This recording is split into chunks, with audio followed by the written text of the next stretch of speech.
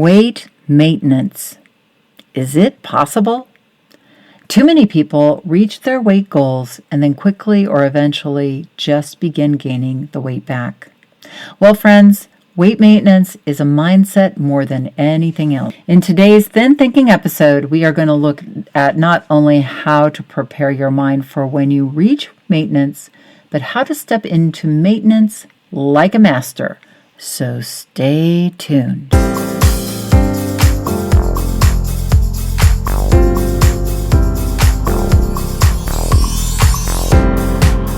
Did you know that our struggle with weight doesn't start with the food on your plate or get fixed in the gym? 80% of our weight struggle is mental. That's right. The key to unlocking long-term weight release and management begins in your mind. Hi there, I'm Rita Black. I'm a clinical hypnotherapist, weight loss expert, best-selling author, and the creator of the Shift Weight Mastery process. And not only have I helped thousands of people over the past 20 years achieve long-term weight mastery, I am also a former weight struggler, carb addict, and binge eater. And after 2 decades of failed diets and fad weight loss programs, I lost 40 pounds with the help of hypnosis. Not only did I release all that weight, I have kept it off for 25 years. Enter the Thin Thinking podcast, where you too will learn how to remove the mental roadblocks that keep you struggling. I'll give you the thin thinking tools, skills, and insights to help you develop the mindset you need, not only to achieve your ideal weight, but to stay there long term and live your best life. Sound good? Let's get started. Come on in, everybody, and don't be shy. Sit down and relax. You are with friends. You know, I talk about gardening sometimes, and because this is a hobby that I love, that gives me great peace of mind. It's great therapy for me. Love to get in the dirt. And, you know, I really kind of equate it with weight mastery because it is definitely a mastery journey. This year we have been growing our winter garden, which is now transforming because it's the end of March, and we're going to be digging up a lot of the stuff that we planted and planting our summer crop of tomatoes and peppers and all those things. But we grew broccoli rapini. Do you guys know that? The rapini, the Italian, it's got greens with little broccoli sprouty things on it. It's so delicious, sauteed with some garlic. It's bitter, a little bitter. It's lovely with a little lemon. It's so good. And I was so proud of myself. I was able to grow it. I used to work at a restaurant in Greenwich Village back in the 80s. And was a surly waitress, and they served rapini. And, I see it in the grocery store, and I've bought it in the grocery store, but I was like, one day I'm going to grow rapini in my garden like a real authentic Italian. And I did this year. It made me feel really proud. But there were lots of things I killed. So even though I was triumphant with my rapini and my turnips and my beets, but my cabbage and my cauliflower and my broccoli, not so good. I'm still working on that. I'm working on, you never think when you go to garden, it seems kind of glamorous, but there's so much unglamorous stuff about it's a lot of it is maintenance. It's a lot, and it's the same with weight, right? A lot of it seems glamorous and fun, losing weight, but a lot of it is just like putting bat guano in the dirt and hoping that your vegetables grow better, and my husband was like, what's bat guano? I was like, it's bat poo, because bat poo has amazing amounts of nitrogen, and so does chicken manure, and those are, what you work with when you want your vegetables to grow. So very glamorous stuff.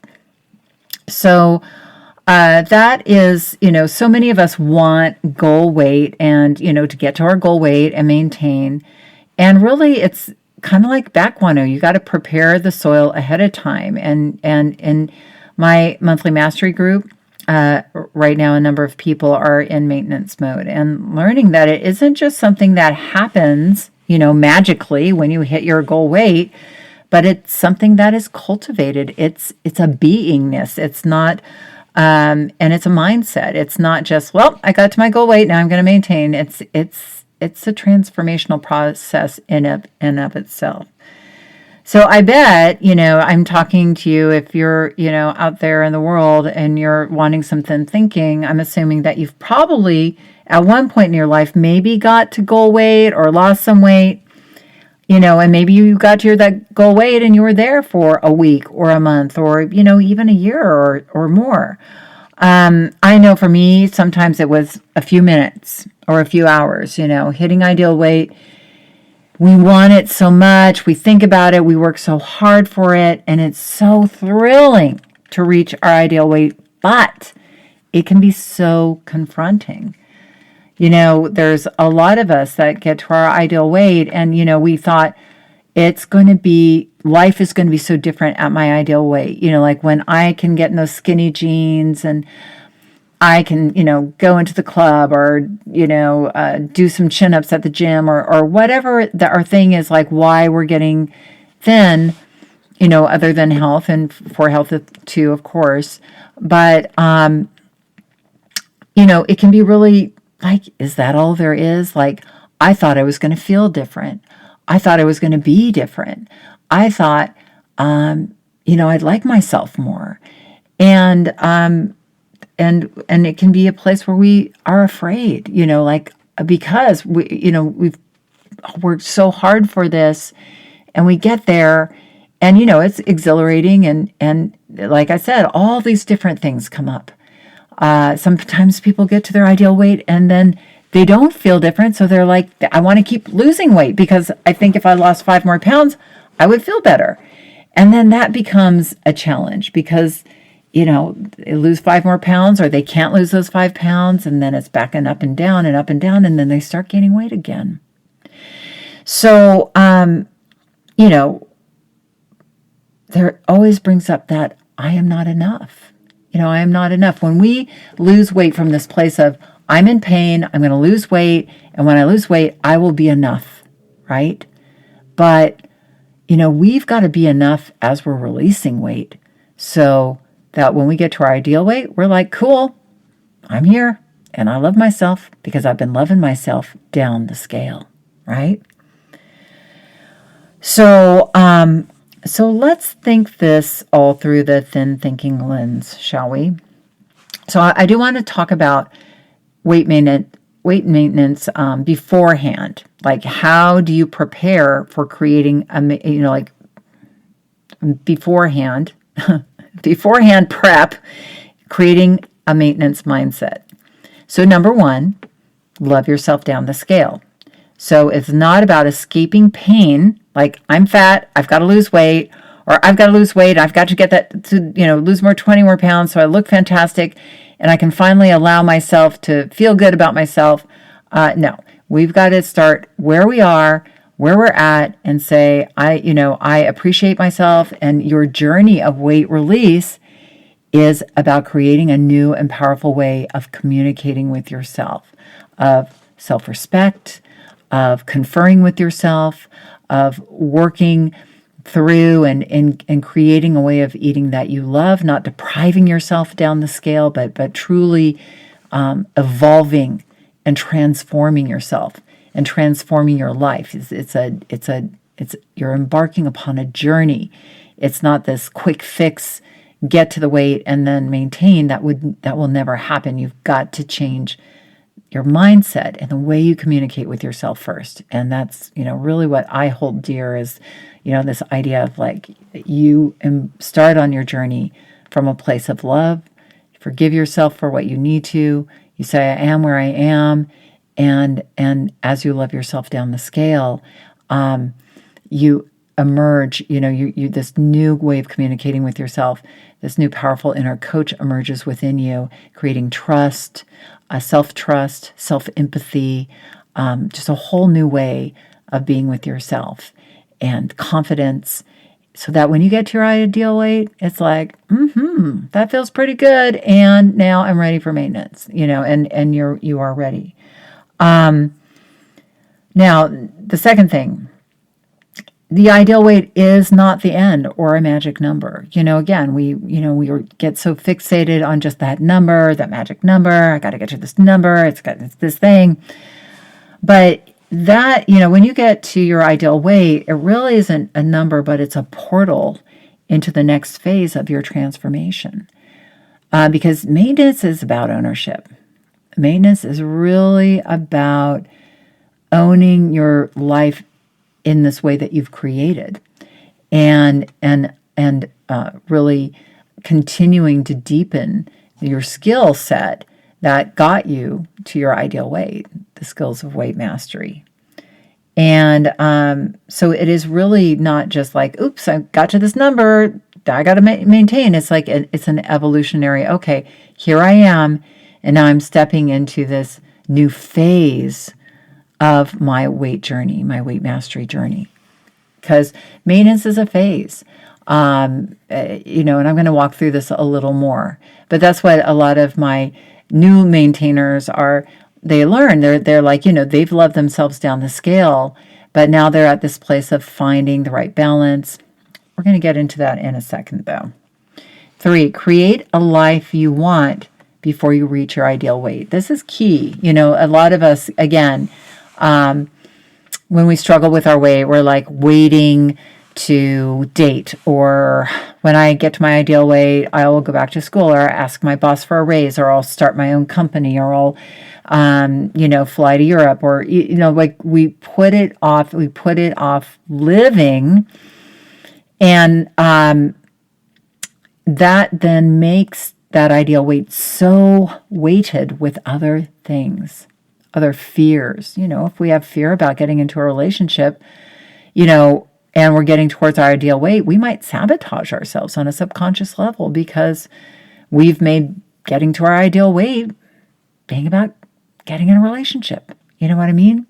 So we want to take on those things now as we're releasing weight, not waiting until we get to our ideal weight, right? So that we want to go back to school now. We want to fly to Europe now. We want to start dating now, and if we do have issues around those or challenges, then we can work on them and love ourselves through them so they aren't all weighted to that ideal weight. Develop that inner coach and scientist, because you're going to need it for weight release, but you're really going to need it for maintenance. And again, it's that powerful communication system. And, some of you, not everybody, but some people feel vulnerable when they get smaller. Maybe things happen to them earlier in their life where they didn't feel safe or protected, and weight for them was a buffer in the way. Working through that before you get to your ideal weight as you're going down the scale, feeling safe. And again, I always take this back to self-communication, really being the inner parent, and letting that inner child within you know, we're safe. I'm an adult now. I can take care of you. We don't need the buffer anymore. We're safe. I'm here for you. I can say no. I can say back off. I can say I've got words. I've got adult words that I can use. So, but yeah, for some people, that might be a challenge. And so you can see how getting to your ideal weight might bring up other things, or people paying attention to you. Oh, you look great, or you've lost all that weight, or are you sure you've lost too much weight? Or, how people love to make comments, and you might like some of them, and some of them might really tweak you. You might be, I don't like what they said. And again, when you have a powerful communication system inside of you, that you aren't going, oh my God, what do they say about me? Are they thinking about me all the time? Where you're like, okay, that's them, and they can think what they want, they can say what they want. But I'm me, and I love me, and I'm, cool within my own skin. That's a completely different response. It can take ownership. Now, acknowledge it, of course, and understand that, okay, I'm feeling a little bothered by that. But really being able to be with yourself and show up for yourself. Okay, now I'm looking at my notes. Now, what happens when you reach your weight goal? So one of the things I think is fun to do, because I'm all about identity, and you know that if you've been listening to me for any length of time, is you want to create a maintenance identity. And the maintenance identity is different than a weight release identity because you are now a person who is maintaining and not trying. You're a person who is maintaining their weight. You're not trying not to gain weight, but you're a healthy person. I'm a healthy person taking ownership of this, weight I'm at, and this is where I am. You're claiming your stake, right? Like how the pioneers went out to the West and they, got their 5 acres and they claimed their stake and they lived in that plot of land for 5 years before the government said it's yours.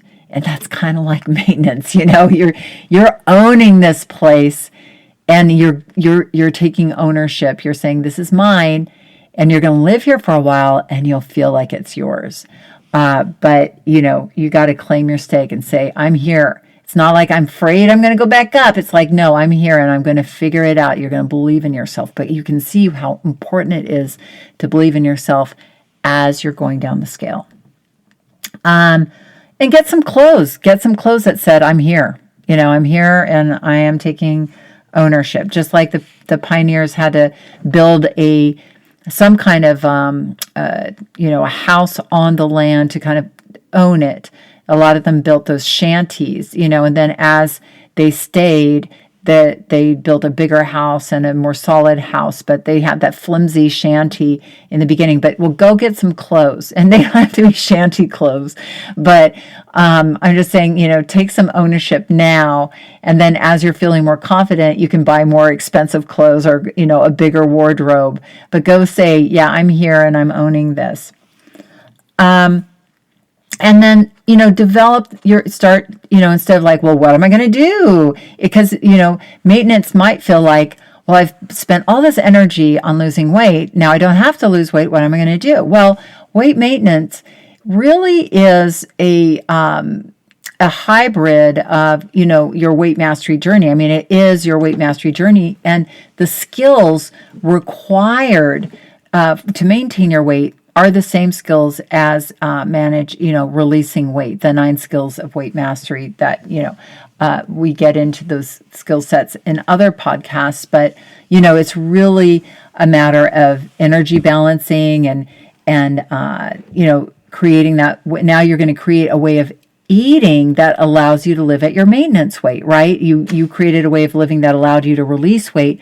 Now you're altering and just, and figuring that out. So again, a lot of my maintainers are, in that figuring out phase. Maybe they, try something and I always say, keeping your weight, 5 pounds above or 5 pounds below that ideal weight line is sort of like the range, putting a line, above and below so that, if you go above that weight, then that's when you want to start to bring back your weight release skills. But your weight maintenance skills are very much like your weight release skills, but altered for maintenance. So that energy balancing and your environment, like now you can alter your environment skills to get the people in your life supporting you for your maintenance journey. Because a lot of times people forget. They forget, or they'll be like, oh, you lost your weight. Now I'm going to go buy some donuts for you. They don't understand that, you're still the same person. You're still the same healthy person that you cultivated. But now you're just in maintenance. So you need to train those people for maintenance too. You need to let them know, hey, things aren't going to be completely different. They're just going to be a little different. Maybe you can help me out here. altering your, making sure you're still keeping your trigger foods out of the house. I think a lot of people feel, oh, I reached my ideal weight. Now I can go eat all those foods that I didn't eat when I was releasing weight. And those foods are your trigger foods are your trigger foods for the rest of your life. So if you eat that food, it's going to light up that neural network in your brain, and you're going to want more and more and more, and then be gaining weight. So, you're still going to have to practice your environmental skills of stimulus control, keeping the foods out of the house that don't serve you, and keeping the foods in the house that do. This is one of the hugest, people don't realize that this is such a huge skill of weight management, as shown by many, many studies. Managing that inner critic and the inner rebel. Again, you've cultivated a powerful relationship with your inner coach. And by doing so, that means you've probably also had a wonderful, ability to turn down the volume on the critic and turn down the volume on your rebels. So we want to make sure that rebel isn't like, hey, you lost all your weight, let's go party. Or your critic isn't like, look at that, you gained a pound and you're going to gain all the weight back. You really, that's now your new head game is, managing those voices from this different perspective. And you may need to gain a few pounds. I know this is going to sound radical. You may need to gain a few pounds to know that you can release them a few times, to feel confident. And that's okay. People will gain a couple of pounds and freak out. And I'm like, oh my God. I'm like, no, this is good. Now you use your weight release skills again, and you get your weight back down. And now you own that. You own getting your weight back down. And then, you can do that. And, in the first year of your weight release or weight maintenance, you'll probably gain some few pounds and release them. And every time you do, you strengthen that muscle of knowing, oh, yeah, I can keep homeostasis. I can keep, my weight around the same. And you get used to that amount of eating and exercising that allows you to stay at that maintaining weight. But it takes a little inner scientist to figure that all out. It's not all just magically going to happen. You've got to really rigorously love yourself and know that this is a project. Maintenance is a project for a while until you kind of develop those skills and feel confident in your skin. And you will, but you got to know what is, this is a process. And, keeping a record and getting clear on these things. That's why record keeping can be so powerful for maintenance too, is that you're getting really clear on, you're not going into cognitive distortion. Oh my gosh, I ate a bag of M&Ms, I'm going to gain all my weight back. No, you just ate a bag of M&Ms, and you can manage that, and that worked out okay for you. You still are within your caloric needs for maintenance, and you're fine. But your ability to, manage and be clear on some of that data, especially in the early days. Now, as you get further into maintenance and you have sort of mastered that homeostasis, then, things like tracking aren't as important. Things like, really being on top of things, unless then you gain some weight and then you can bring it back. But again, most research shows that, so many people who have achieved their ideal weight and kept it there, use tracking and data as a way to get really clear and cognitively clear on the way down the scale. So maintenance also, it's very helpful for too.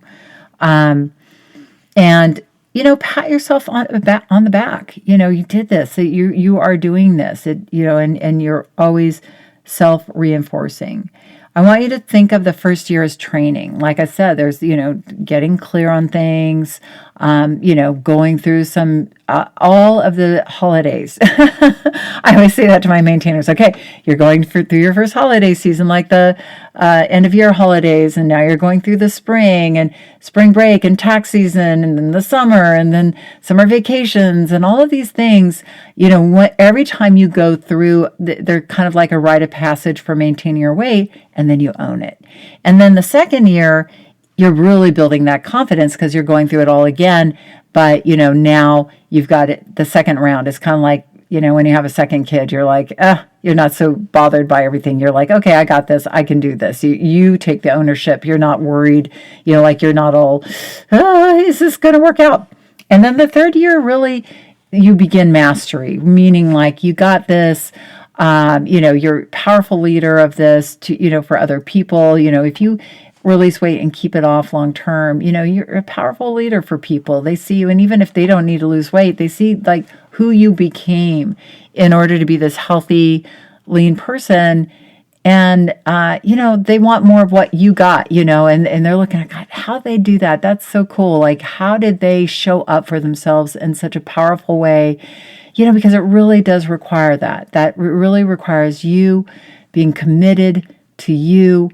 And really, like, as you can see, this is a journey that is so fulfilling that you go on, and it isn't just about weight. It is about creating yourself from the inside out. And it's not, and I don't mean like total change of who you are, absolutely not, but total ownership of who you are, and advocating for yourself, and respecting yourself, and showing up for yourself. So, it's a journey of transformation you should be proud of. So I hope this was helpful to know where you're going, or if you're already there, hopefully this was helpful as sort of a way to guide you. The Thin Thinking podcast review and prize drawing is finishing up this week. So if you are here in the March of 2022, it is finishing on March 31st. Really, that's the last day. I said the drawing's going to be on the 31st. It isn't. It will be on the 1st of April, just because, I want everybody to get their reviews in. There's 3 runner-up prizes of $100 worth of downloads from the Shift Weight Mastery Hypnosis download store, and a grand prize winner who will win a free place in our upcoming online Shift Live Weight Mastery program. That's a hypnosis-based weight loss program that will be led by me, and it will be beginning at the beginning of May, but we are enrolling starting April, in the middle of April. And this is a wonderful, awesome prize worth several $100s, so please share your reviews. And have an amazing week, and remember that the key, and probably the only key to unlocking the door of the weight struggle, is inside you. So keep listening and find it. Thanks for listening to the Thin Thinking podcast. Did that episode go by way too fast for you? If so, and you want to dive deeper into the mindset of long-term weight release, head on over to www.shiftweightmastery.com. That's www.shiftweightmastery.com, where you'll find numerous tools and resources to help you unlock your mind for permanent weight release, tips, strategies, and more. And be sure to check the show notes to learn more about my book, From Fat to Thin Thinking, Unlock Your Mind for Permanent Weight Loss, and to learn how to subscribe to the podcast so that you never miss an episode.